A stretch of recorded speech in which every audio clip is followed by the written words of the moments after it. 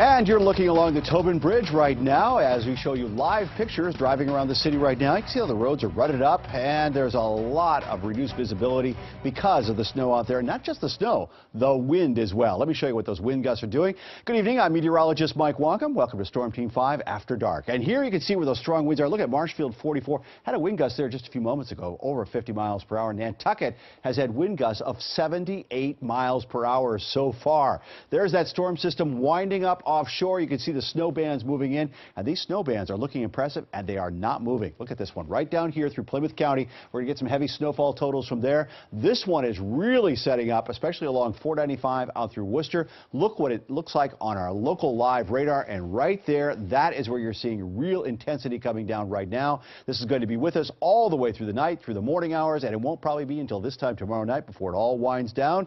2 feet of snow possible. We'll see you back here in about a half hour.